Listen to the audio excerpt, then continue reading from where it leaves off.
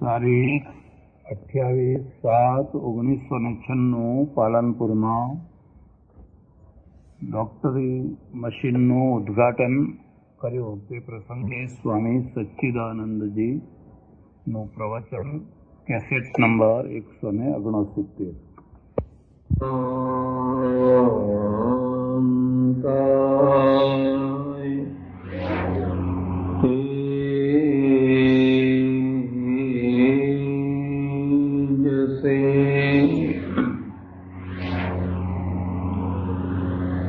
પાલનપુરમાં મંગલમ સારવાર કેન્દ્રની શરૂઆત કરનાર ડોક્ટર ભાઈ શ્રી યશવંતભાઈ, એમના પિતા શ્રી તુલસીભાઈ અને એમના પરિવારના સભ્યજનો, આ વિભાગના ધારાસભ્ય શ્રી, મંચ ઉપર બિરાજેલા બધા જ વિશિષ્ટ મહાનુભાવો, સજ્જનો અને બહેનો. પહેલી વાત તો એ છે કે કોઈ સામાન્ય માણસ પાસેથી સારું કામ લેવું હોય તો કામ કરાવતા પહેલા એના કદી વખાણ ન કરવા, અને કામ પૂરું થયા પછી પણ કામ પોતે જ વખાણ થઈ જતા હોય છે. આપણા એનાઉન્સરશ્રીએ વારંવાર મારા વિશે જે કહ્યું એ મારા માટે બહુ જ સંકોચજનક હતું. હું એક સામાન્ય માણસ અને બહુ સામાન્ય કક્ષાએ થોડા કંઈ પ્રયત્ન કરું છું, એથી વધારે કશું નથી. બીજું, કોઈનું સંગીત માણવાનું હોય, કોઈનું નૃત્ય માણવાનું હોય, કોઈની કલા માણવાની હોય, પણ કોઈના આશીર્વાદ માણવાના ના હોય, આશીર્વાદ ઝીલવાના હોય. એનાઉન્સરશ્રીએ મારા પ્રત્યે જે સદભાવના બતાવી, ઉમળકો બતાવ્યો, ખરેખર હું એમનો ખૂબ આભારી છું. મૂળ વાત ઉપર આવું. જીવનની સૌથી વધુમાં વધુ મહત્વની કોઈ પ્રવૃત્તિ હોય તો એ ધંધાની છે. તમે કેટલી પૂજા કરો છો, કેટલી વાર સ્નાન કરો છો, કેટલી તીર્થયાત્રા કરો છો, શું ખાઓ છો, શું નથી ખાતા, એ બધું પછીથી છે. પણ સૌથી પહેલી મહત્વની કોઈ વસ્તુ હોય તો એ છે કે તમે ધંધો શું કરો છો. તમારા ધંધા સાથે જ તમારું વ્યક્તિત્વ જોડાયેલું છે. તમારા ધંધા સાથે જ તમારી પ્રતિષ્ઠા કે અપ્રતિષ્ઠા જોડાયેલી છે. એટલે જિંદગીમાં સૌથી વધુમાં વધુ મહત્વ કોઈ વસ્તુનું હોય તો એ ધંધાનું છે. હું એમ માનું છું, ધંધો એ જ જીવનની સાધના છે. ધંધાને વેઠ માનીને અલગથી કોઈ સાધના કરવાની થતી હોય તો હું એને ગુમરાહ માણસ માનું છું. મારા એક ઓળખીતા ડોક્ટર એક જગ્યાએ મળવા આવ્યા, એમના જ ગામમાં. એમની સર્વિસ, સરકારી સર્વિસ કરે, મેડિકલ ઓફિસર તરીકે. બેઠા બેઠા બેઠા બેઠા બધા ઉઠે પણ એ ઉઠે જ નહીં. મેં એમને કહ્યું, તમારો ટાઈમ થયો હશે, તમે દવાખાનામાં જાઓ, દર્દીઓ તમારી રાહ જોતા હશે. મને કે ના બાપુ, અમારે તો રામરાજ છે. રામરાજના કેટલાય અર્થ થાય છે. વિદ્યાર્થીઓ છે, એ વિદ્યાર્થીઓ પણ પરીક્ષા લખતે કઈ ઘણી વાર કહે અહીં તો રામરાજ છે. એનો અર્થ તમે સમજ્યા હશો કે રામરાજ્ય હોય ત્યાં કોપીઓ કેવી રીતે લખાય.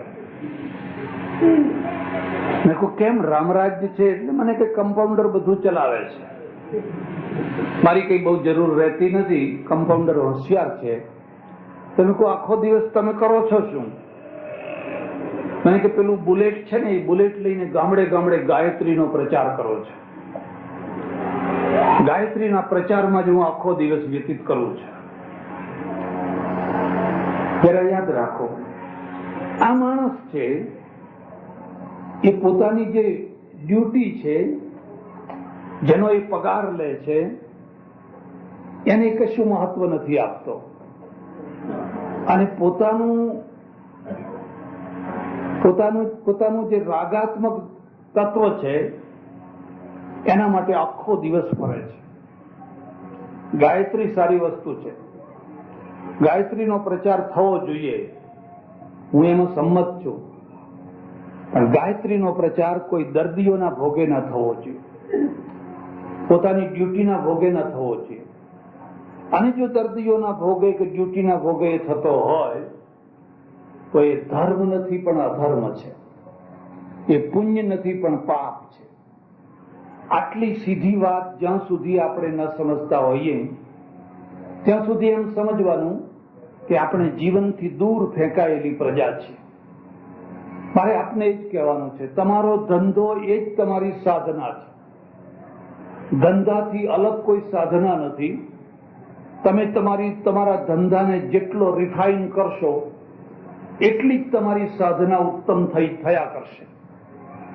ગાંધીજીએ કોઈ વિશેષ પ્રકારની સાધના કરી નથી એમણે કુંડલી જગાડી, નથી ખેચરી મુદ્રા કરી, નથી કોઈ તપ કર્યા કે નથી કોઈ તીર્થ કર્યા, પણ એમની જે ડ્યુટી હતી, એમનો જે ધંધો હતો, એમની જે જવાબદારી હતી, એ જવાબદારીને પૂરી નિષ્ઠાથી બજાવી એ જ સાધના છે. જો આ વાત સાચી હોય, હું આપને એમ કહું કે જેમાંથી 4 તત્વો નીકળતા હોય એને ઉત્તમમાં ઉત્તમ ધંધો કહેવો જોઈએ. પહેલું તત્વ તો એ છે કે તમારા ધંધામાંથી તમને ભરપૂર આર્થિક લાભ મળે છે. એક બીજી વાત તમને કહું છું, જિંદગીમાં કદી પણ પૈસાની ઉપેક્ષા ના કરશો, કદી પણ પૈસાની અતિ લોલુપતા ના રાખશો. પૈસો એ મહત્વની વસ્તુ છે અને 2 પૈસા કમાવા જ જોઈએ. હું તમને વૈરાગ્ય ચડાવું અને વૈરાગ્યમાંથી તમારો ત્યાગ ભાવ જાગે અને ત્યાગ ભાગમાંથી તમે તમારી ધીકતી કમાણી છોડી અને મારા આશ્રમમાં આવીને બેસી જાઓ તો મને એમ લાગે છે કે મેં એક માણસને પથભ્રષ્ટ કર્યો છે. અરવિંદના આશ્રમમાં જવાનું થયું. એક બહુ મોટા ડોક્ટર, બહુ મોટા સફળ ડોક્ટર ત્યાં વાસણ ધોતા હતા. મેં એમને પૂછ્યું કે તમને હું જોઉં છું અડધો કલાકથી તમે વાસણ ધોવો છો, તમે તો બહુ સારા ડોક્ટર હતા, બસ કેમ છોડી દીધી, ડોક્ટરી છોડી દીધી અને હવે બસ કે હવે આ સેવા કરું છું. વાસણ ધોવા એ સારી વસ્તુ છે, સેવા કરવી એ સારી વસ્તુ છે, પણ આ વાસણ ધોવાનું કામ 200-500 રૂપિયાનો માણસે કરી શકશે, પણ સર્જરીનું કામ 200-500 વાળો માણસ નહીં કરી શકે. તમે જે જગ્યાએ હતા ત્યાં વધારે સારી સેવા કરી શકો એમ હતા. એ જગ્યાને પડતી મૂકીને તમે વાસણ ધોવા આવીને બેસી ગયા છો. એકાદ દિવસ કોઈ પત્રકારોને ફોટો પડાવવા માટે ધોવો તો ઠીક છે, ઘણી વાર આવું ધોવાતા હોય છે, આવા વૃક્ષારોપણ થતા હોય છે, આવા શ્રમયજ્ઞ થતા હોય છે, ત્યાં પત્રકારો તૈયાર હોય, ફોટોગ્રાફરો તૈયાર હોય એટલે આપણે પાવડો તૈયાર કરી દેવાનો, ફોટો પડી જાય એટલે પાવડો મૂકી દેવાનો. એ અલગ વસ્તુ છે. પણ તમે આ વાસણ, મને કે નહીં લાઈફ ટાઈમ હવે જિંદગીમાં મારે આ વાસણ જ ધોવા છે. મને લાગે છે કે આ માણસ છે એ સેવાના નામ ઉપર સાચા રસ્તેથી ભટકાઈ ગયેલો છે. હું એને સમજાવી ન શક્યો, પણ જો મને ટાઈમ મળ્યો હોત અને સમજવા તૈયાર હોત તો હું એને સમજાવત તો ફરીથી તારું દવાખાનું શરૂ કર, સર્જરી શરૂ કર, અને સર્જરીમાં દર મહિનાની એની આવક 1.5 થી 2 લાખ રૂપિયાની. તમને કદાચ ખબર નહીં હોય. મને એક માણસે કહ્યું, મુંબઈમાં એક ડોક્ટર એવા છે કે એની રોજની આવક 5 લાખ રૂપિયાની છે. સારું છે કે ઇન્કમટેક્સ વાળા એમને ત્યાં દરોડો પાડતા. રોજની આવક 5 લાખ રૂપિયાની છે. લોકો પણ એવા છે કે મુંબઈ એની પાસે જ જવાના. એ ડોક્ટર આવીને આ ગામડામાં કોઈ જગ્યાએ દવાખાનું ખોલે, કોઈ નહીં જવાનું, કારણ કે ગામડાનો ડોક્ટર. ડોક્ટરની મહિમા નથી, જગ્યાની મહિમા છે. કઈ જગ્યાએ તમે દવાખાનું કર્યું એની મહિમા છે. એટલે ઘણી વાર લોકો એમ કહેતા હોય છે, આ ડોક્ટરોને કોઈક ગામડામાં જાય, ફરજિયાત કરો. જેની જ્યાં જગ્યા હોય ત્યાં જ એ માણસ સફળ રહી શકે. તમે પાઘડી આપીને પણ તમારે હીરાની દુકાન કરવી હોય તો એ જ્યાં થતી હોય ત્યાં જ કરાય. વગર પાઘડીની સસ્તામાં સસ્તી શાકભાજીની બાજુમાં તમને દુકાન મળતી હોય અને જો ત્યાં તમે હીરાની દુકાન કરીને બેસો તો જે ખરીદવા આવે ને એ કિલોનો ભાવ પૂછે. કિલો કેમ આપ્યા ભાઈ? કારણ કે કિલોનો ભાવ પૂછતો આવે છે. એમાં પૂછનારનો દોષ નથી, બેસનારનો દોષ છે. એને ક્યાં બેસવું જોઈએ એની એને ખબર નથી, એટલે પૂછનાર એને કિલોનો ભાવ પૂછે છે. એટલે પેલા ભાઈ જે વાસણ ઘસવા બેઠા છે,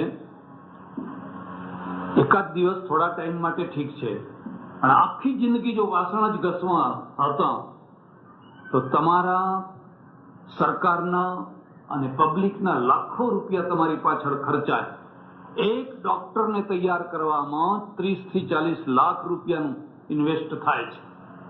30 થી 40 લાખ રૂપિયા ખર્ચાય ત્યારે એક ડોક્ટર પેદા થાય છે. બધાના એમાં આવી ગયા. એટલે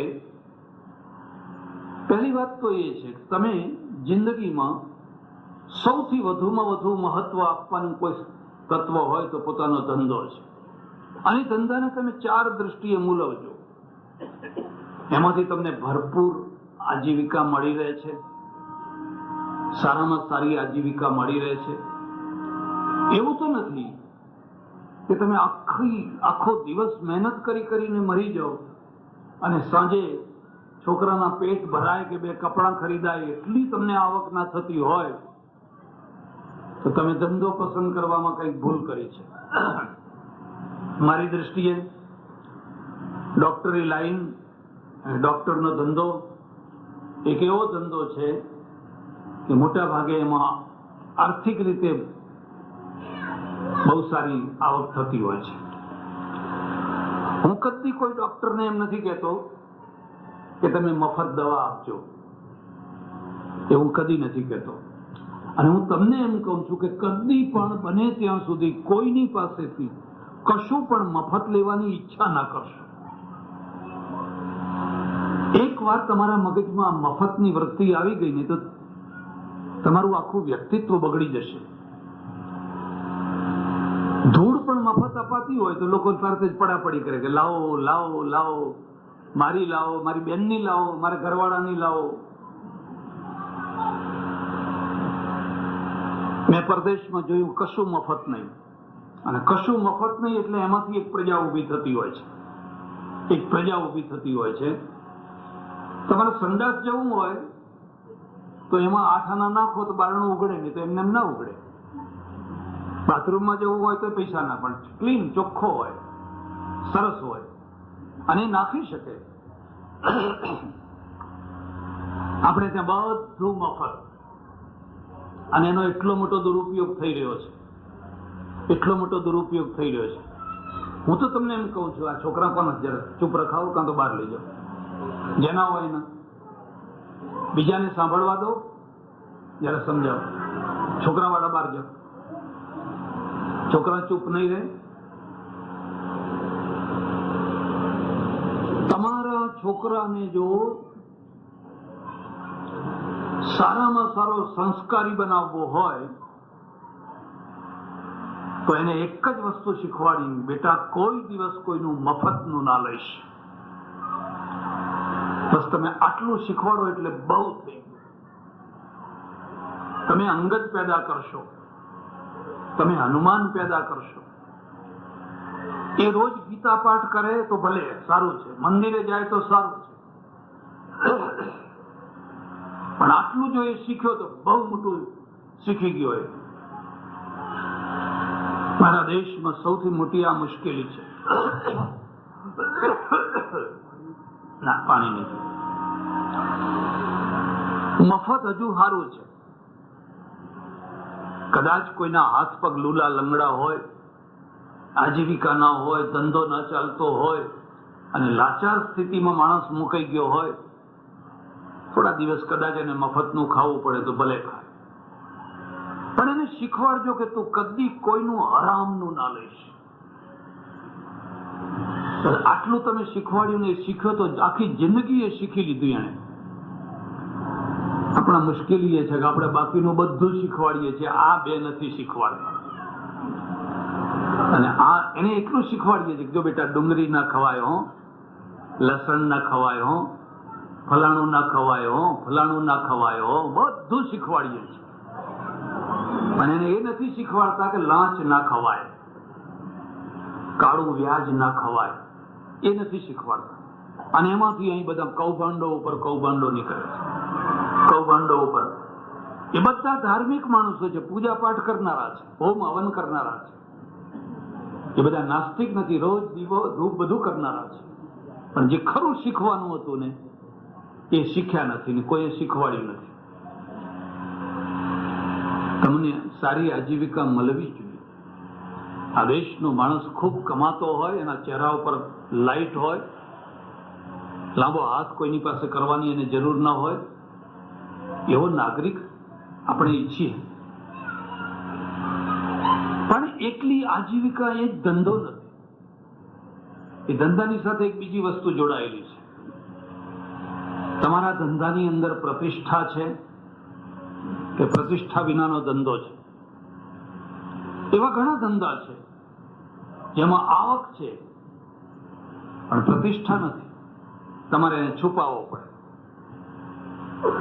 તમારે એને ઢાંકવો પડે.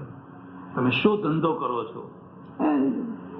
ખાસ કરીને અમેરિકાથી અમારે ત્યાં ઘણા આવે ચડોતરમાં છોકરાઓ, સરસ મજાના શૂટ પહેર્યા હોય, ટાઈ બાંધી હોય, 2-4 વર્ષથી ત્યાં રહેતા હોય,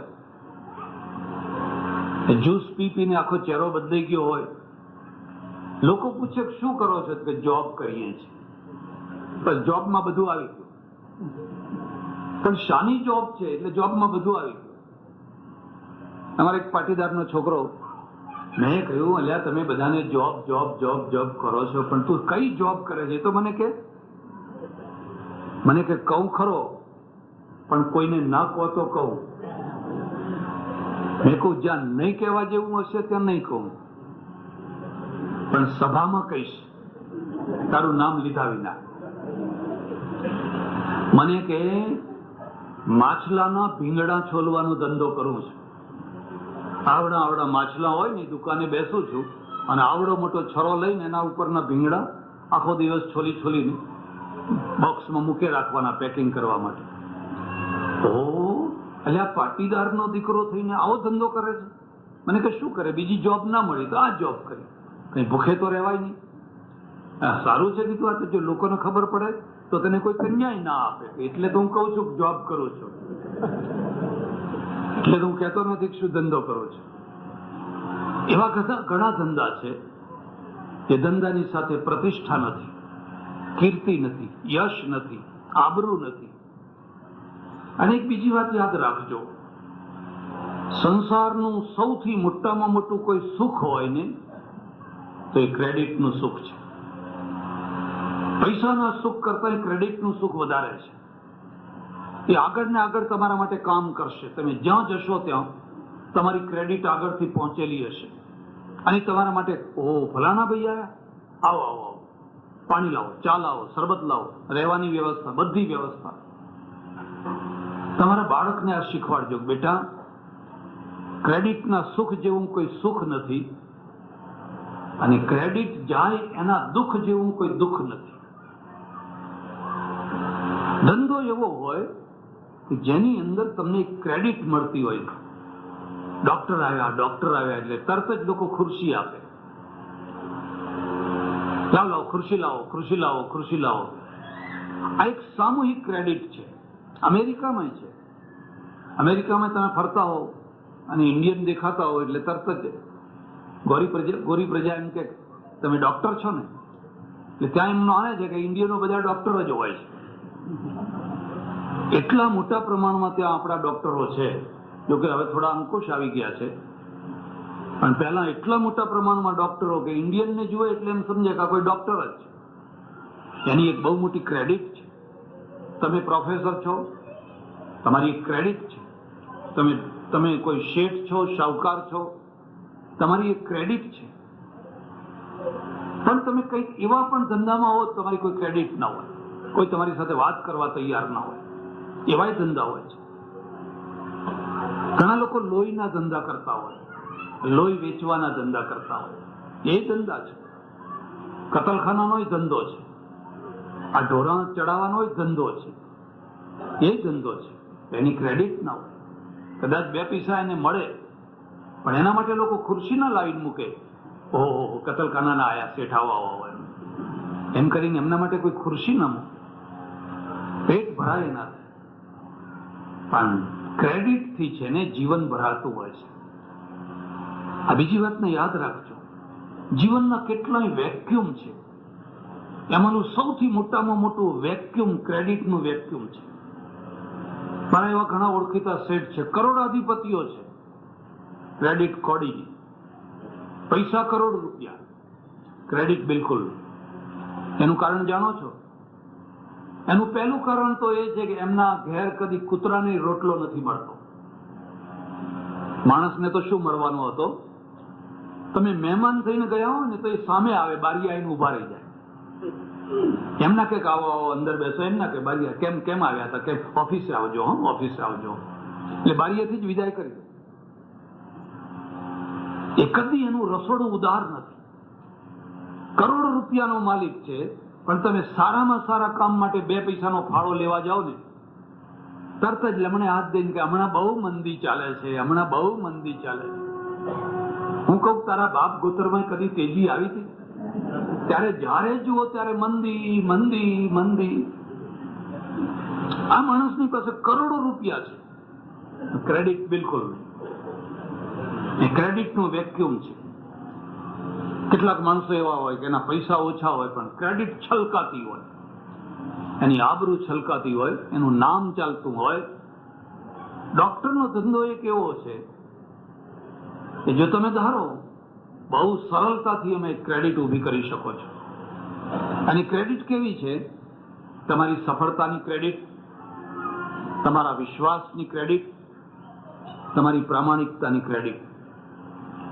તમે એક સફળ ડોક્ટર છો, એની ક્રેડિટ હોય છે. તમે ફલાણા ડોક્ટર પાસે જજો, નિદાન સારું છે. પછી તમારા ઉપર એક વિશ્વાસ છે. કેટલાય માણસો, તમારા ફેમિલી તમને ડોક્ટર બનાવતા હોય છે અને આંખ મીચીને તમારે ત્યાં માણસો મોકલતા હોય છે. ને ફેમિલી ડોક્ટર તમે થયા કે કોઈના પણ થયા, એનો અર્થ એ છે કે એક માણસ તમારા વિશ્વાસે આવેલો છે અને તમે એને કહી દો આ ઓપરેશન કરવા જેવું નથી, આની કોઈ જરૂર નથી.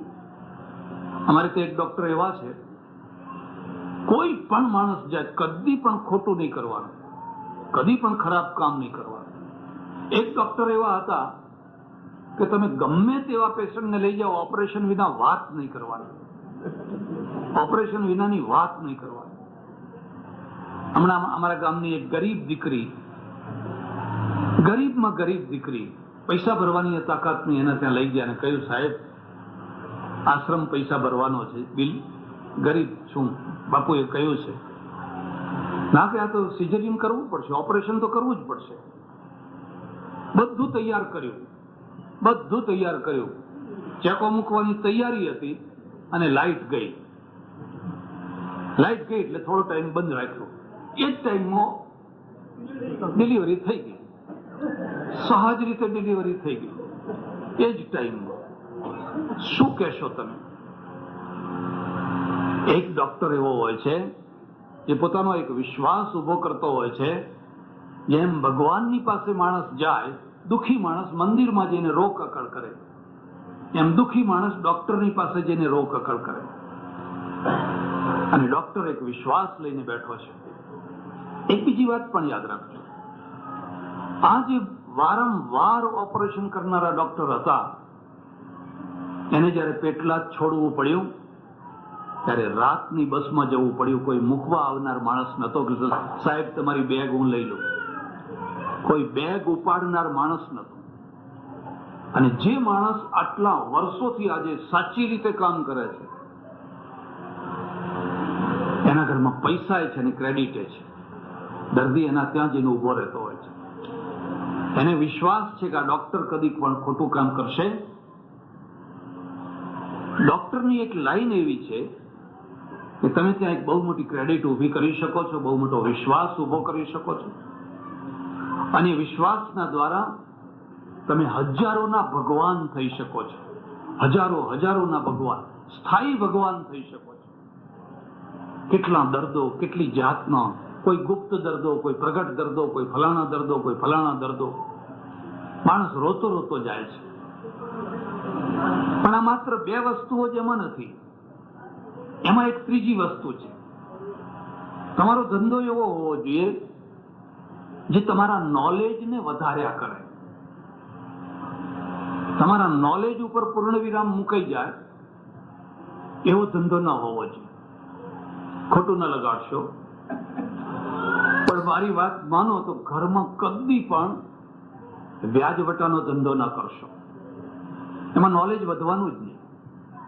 એમાં નોલેજ વધવાનો કોઈ પ્રશ્ન જ નથી. સવારથી સાંજ સુધી વદ્ય આવી 4 ને વદ્ય આવી 2 ને વદ્ય આવી 8 ને એ ગણ્યા જ કરે. મારા ઓળખીતા એક શેઠ હતા, તમે 12 વાગે પૈસા આપવા જાઓ તો એમને ના ગમે, કારણ કે આજનું વ્યાજ જાય, આજનું વ્યાજ ગણી જાય ને, આજનું વ્યાજ જાય એટલે 3 વાગે જાઓ તો ગમે, કારણ કે હવે કાલની તારીખમાં જમા કરવાના. એનું પરિણામ એ આવે કે આખા છોકરા છે એ ડલ માઇન્ડ ના થઈ જાય. બસ વ્યાજ ગણ્યા જ કરે, વ્યાજ ગણ્યા જ કરે. એને કશું બીજું સૂઝે નહીં, કશું આવડે નહીં. હોટલનો ધંધો, મોટેલનો ધંધો, એવા ઘણા ધંધા છે કે તમારે કાઉન્ટર ઉપર બેસી રહેવાનું, બસ કઈ એમાં બુદ્ધિ લગાડવાની જરૂર નહીં. ધંધો એવો જેમાં તમારું નોલેજ દિન પ્રતિદિન વધ્યા કરે. ડોક્ટરી લાઈન એક એવી છે કે એમાં રોજ તમારે તમારું નોલેજ વધારવું પડે. હા, વૈદ્યનો ધંધો એવો છે કે બધું જૂનું જૂનું જોયા કરો. લવણ ભાસ્કર ને ફલાણું ને ફલાણું ચૂરણ ને ફલાણું ચૂરણ ને ફલાણું ચૂરણ ને, એટલે કારણ કે સ્ટોપ થઈ ગયું છે. પણ આ એલોપેથી એક એવી વસ્તુ છે કે એમાં આજની દવા આવનારા વર્ષે આઉટડેટ થવાની છે. તમે MBBS થયા કે MD થયા ત્યારે જે દવાઓ ભણ્યા હતા એ દવાઓ તો ક્યારની બજારમાંથી આઉટડેટ થઈ ગઈ. હવે એની એ દવાઓને તમે વળગી રહો કે એની એ થિયરીને તમે વળગી રહો તો તમે આઉટડેટ ડોક્ટર થઈ જશો. તમારે કેટલા મેગેઝિન વાંચવા પડે, કેટલા સંપર્કો કરવા પડે. આજે તો કેટલી ઓડિયો વિડીયો કેસેટો છે. હું જ્યારે પણ અમેરિકા જાઉં ત્યારે નોવાની કેસેટો ખાસ જોઉં. હું 2 વર્ષ ઉપર ગયેલો તો બ્રેઇન ઉપર 6 કેસેટો જોઈ, ધ બ્રેઇન કરીને.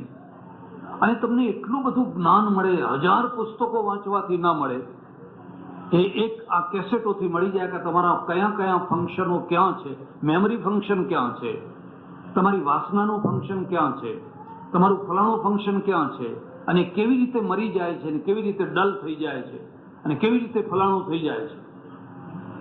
એમાંથી મેં એક વાત સમજી, તમને ગમે કે ના ગમે પણ મારે તમને કહેવાની, આ લાઈફ મને અડચણ કરે છે.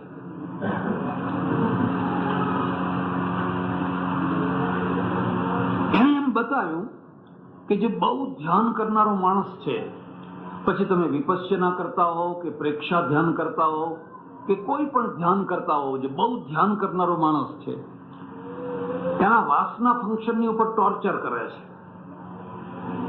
જેમ શરીરનો વ્યાયામ છે એમ આ મસ્તિષ્કનો વ્યાયામ છે, અને એના કારણે એનું વાસના ફંક્શન મંદ પડે છે, અને મંદ પડે છે એટલે એને બહુ આનંદ આવે છે, બહુ આનંદ આવે છે. બસ બસ બેસી રહીએ, કંઈ કરીએ નહીં, કશું જ નહીં, કંઈ જોઈતું નથી, કોઈ અપેક્ષા નથી, કોઈ ઈચ્છા નથી, એને બેસી રહેવું જ ગમે છે. એમાંથી આધ્યાત્મિક પુરુષ થઈ જાય છે. લોકો એમ કહે છે કે જુઓ મહારાજને તો કંઈ પડી જ નથી, કંઈ પ્રવૃત્તિ જ નથી કરતા. પેલાનું એમ કેવું છે કે આ બધું તો થશે, પણ એમાં એની મહત્વાકાંક્ષા મરી જશે, અને મહત્વાકાંક્ષા મરી જશે તો એ વિશેષ કાર્ય કરનારો નહીં થઈ શકે. આપણે દલ માણસોની પૂજા કરી, વિશેષ કામ કરનારાની. જરા વાતને સમજો.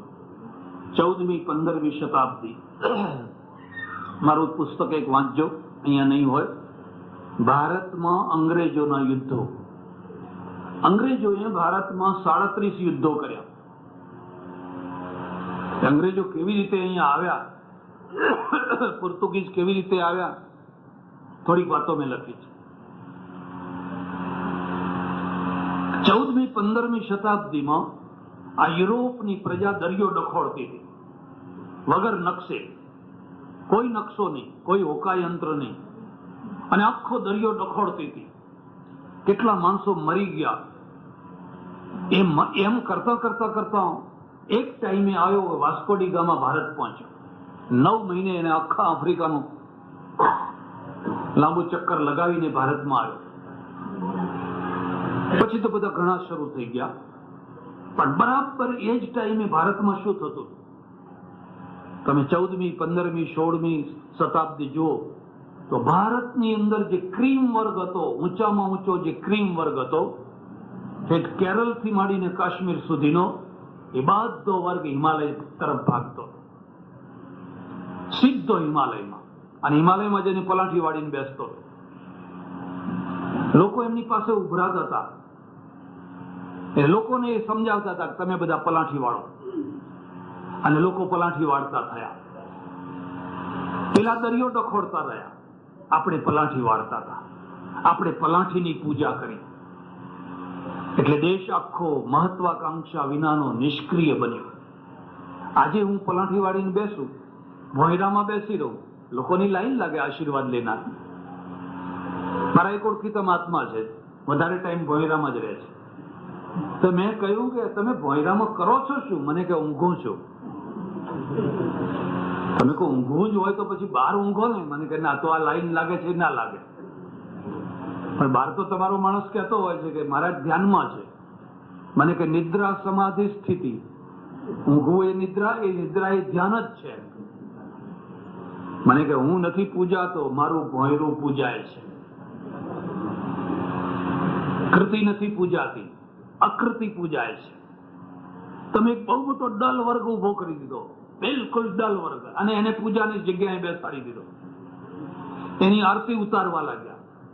એટલે આટલો મોટો દરિયો હોવા છતાં તમે એક વાસ્કો ડી ગામા પેદા ના કરી શક્યા, એક કોલંબસ પેદા ના કરી શક્યા.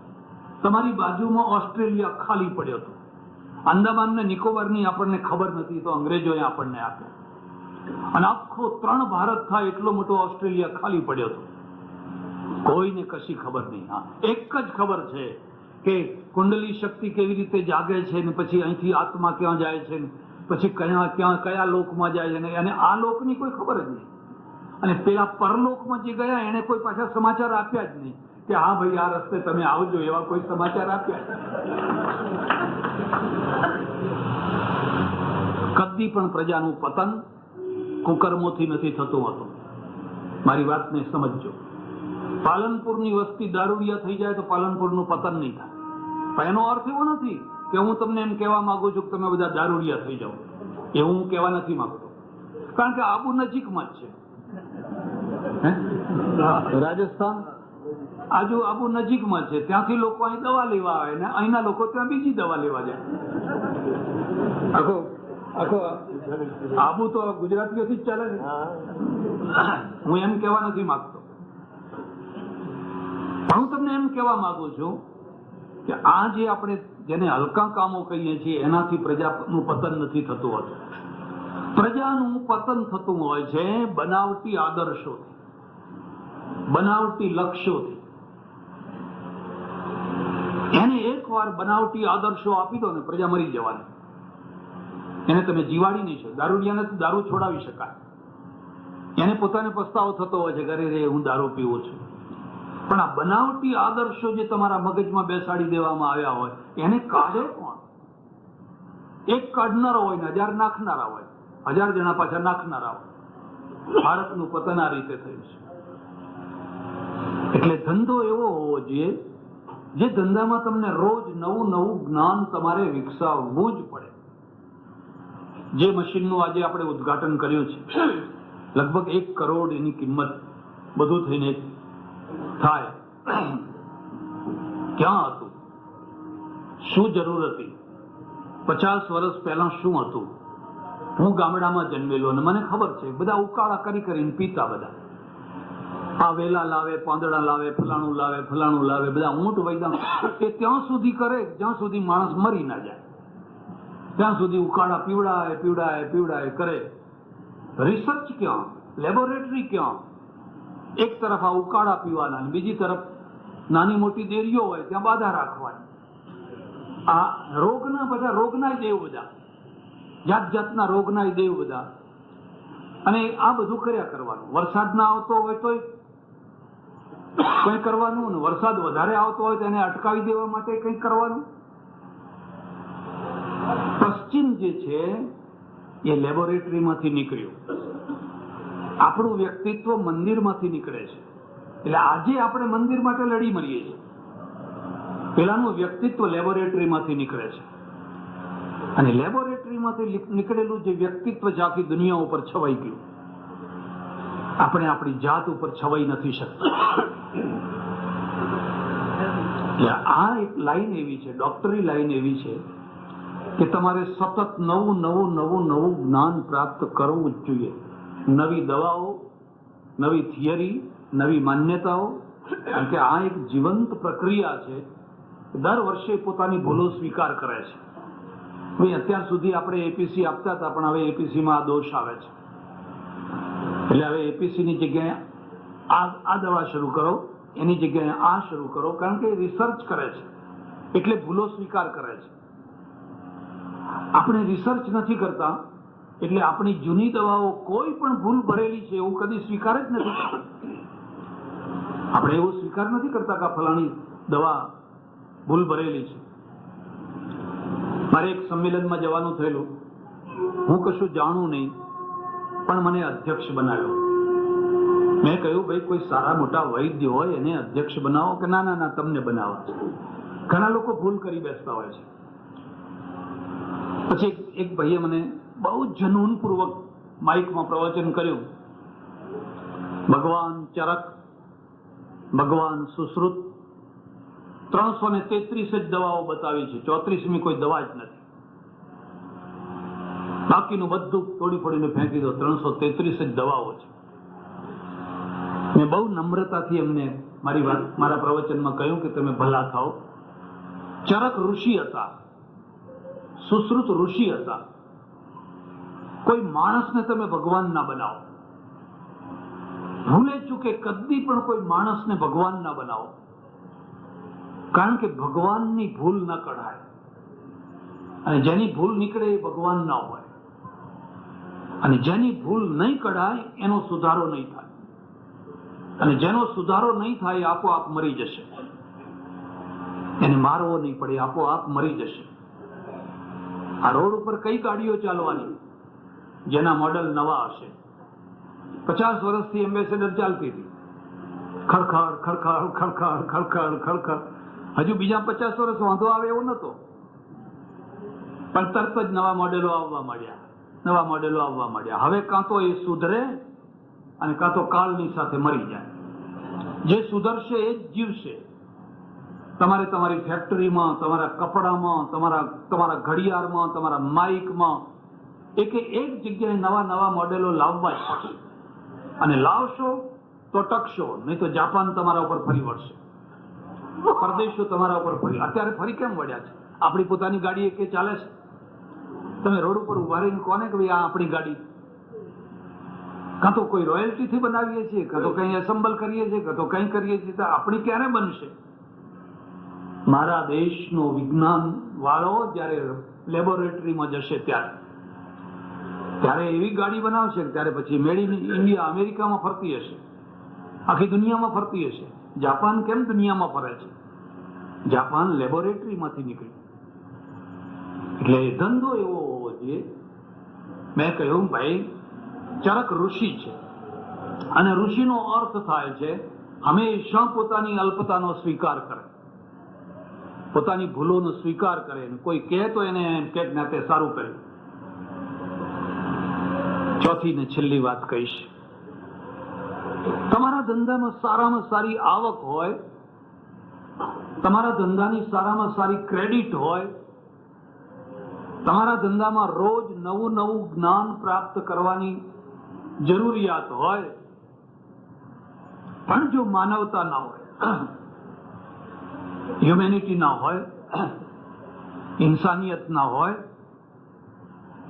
તો કદાચ એ ધંધો પૂરો ના કહેવાય. ડોક્ટરી લાઈન એક એવી લાઈન છે કે તમારા હૃદયના કોઈ ખૂણામાં નાની સરખી પણ માનવતા બેસી હોય તો એ માનવતાને ફળીભૂત કરવા માટે રોજ તમારા પાસે કેટલા દર્દીઓ આવે છે, કેટલા દુખિયા. કોઈ સુખિયા માણસ તો આવે નહીં. તમે એને આશ્વાસનના દ્વારા એને આશ્વાસન આપી શકો છો. તમે દવાના દ્વારા, ઇન્જેક્શનના દ્વારા, સારવારના દ્વારા તમે એને મદદ કરી શકો છો. એક બીજી વાત પણ હું તમને કહું, ઉદારતા કદી નુકસાનમાં નથી રહેતી હોતી. તમારા સ્વભાવમાં ઉદારતા છે તો તમે કદી નુકસાનમાં નહીં રહો. ટ્રેનમાં યાત્રા કરતા હશો અને સામેના માણસને ખાલી ભાતું આમ કરશો, બોલો થોડું ખાઓ, પાન ખાઓ, સિગરેટ પીવો, ચા પીવો, આટલી 2 રૂપિયાની ઉદારતા તમે બતાવશો તો એ તમારી ઉદારતા તમને ફાયદો કરાવી આપશે. પેલો તમને જગ્યા કરી આપશે, તમારો સામાન સાચવશે. અને જો કોઈના સાથે ઝઘડો થયો તો તમારો પક્ષ લેશે. ખાલી 2 રૂપિયામાં તમે એને પોતાનો કરી લીધો. અને કંજુસાઈ છે ને એ હંમેશા નુકસાનમાં રહેતી હોય છે. કોઈ કંજૂસ કદી ફાયદામાં નથી રહેતો હોતો. સગો દીકરો એની હત્યા કરતો હોય છે. બાપની હત્યા કરનારો કોણ દીકરો હોય છે? તમે રિસર્ચ કરજો, મોટા ભાગે એનો બાપ કંજૂસ હોય છે. એટલે ડોક્ટરી લાઈન પણ એક એવી છે કે સવારથી સાંજ સુધી તમે ધારો તો કેટલી માનવતા કરી શકો. કેટલીક જગ્યા એવી આવે કે એની પાસેથી તમે સારામાં સારા પૈસા લઈ શકો, કારણ કે એને દવા કરતા પૈસાની અસર વધારે થાય છે. જો તમે ઓછું બિલ બનાવો ને તો એમ જ કહે કે આવી દવા આપી, અને જો મોટું બિલ બનાવો તો ઓહો આ તો 200 રૂપિયાનું ઇન્જેક્શન છે. એટલે ઇન્જેક્શન અસર નથી કરતું, 200 રૂપિયા અસર કરે છે.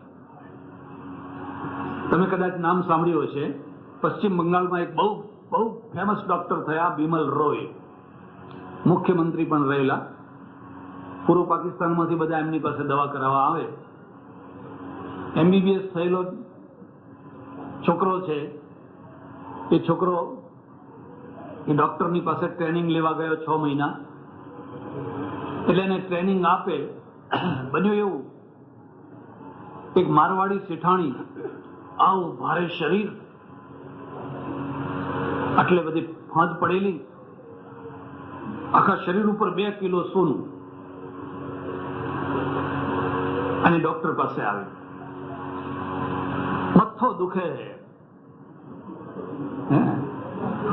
એટલે ડોક્ટરે છે ને પેલું ટેથેસ્કોપ અહીં મૂક્યું, પછી માથા ઉપર મૂક્યો, પછી દવા લખી આપી. માથા ઉપર મૂક્યું ને એટલે આમ જાણે કંઈક દર્દ પકડાઈ ગયું હોય ને એવી રીતે માથું હલાવ્યું, દવા આપી ગઈ. પેલો શીખનારો છોકરો કહે છે કે સાહેબ બધું તો સમજમાં આવ્યું, પણ આ તમે ટેથેસ્કોપ માથા ઉપર મૂક્યું, માથા ઉપરથી શું ખબર પડે? એમ તો કે એ જ તારે અહીં શીખવાનું છે, બાકીનું તો બધું તને શીખવાડેલું જ છે, પણ એ જે નથી શીખ્યો એ તારે અહીં શીખવાનું છે. આ બાઈ કરોડાધિપતિ છે, પૈસા ઓછા નથી, પણ એની પાસે મગજ નથી. હવે હું જો એના માથા ઉપર ટેથેસ્કોપ ના મૂકું તો એને એમ થશે કે દર્દ ઉપર તો એને ટેથેસ્કોપ મૂક્યું જ નહીં, એમ કે આડે આવડે બધે મૂકતા રહ્યા, પણ જ્યાં ખરું દર્દ હતું ત્યાં તો એને મૂક્યું જ નહીં. એટલે દર્દ શોધવા માટે નહીં, એના સંતોષ માટે આ મૂકવું પડ્યું છે. આની વ્યવહાર કુશળતા કહેવાય. કે કેટલાક લોકો એવા હોય છે, તમે બહુ સરળતાથી એમના પાસેથી ઘણા પૈસા લઈ શકો, પણ કેટલાક લોકો એવા હોય છે કે જેને સામેથી તમારે પૈસા આપવા પડે, અને સામેથી જયારે તમે પૈસા આપો ત્યારે તમે નુકસાનમાં નથી જતા. 3 પૈસાની ગોળી પણ એટલું જ કામ કરે છે જેટલું 3 રૂપિયા વાળી કરે છે.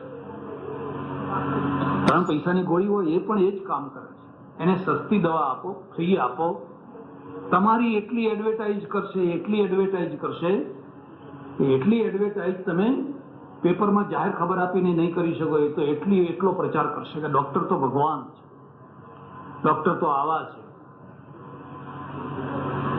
પરદેશમાં મોટા મોટા સ્ટોરો ચાલે, અને સ્ટોરોની અંદર એવું હોય કે તમે કોઈ ચીજ ખરીદી હોય, બીજા દિવસે, ત્રીજા દિવસે, ચોથા દિવસે, મહિને, 2 મહિને, 6 મહિને પછી આપવા આવો, લઈ લઈએ.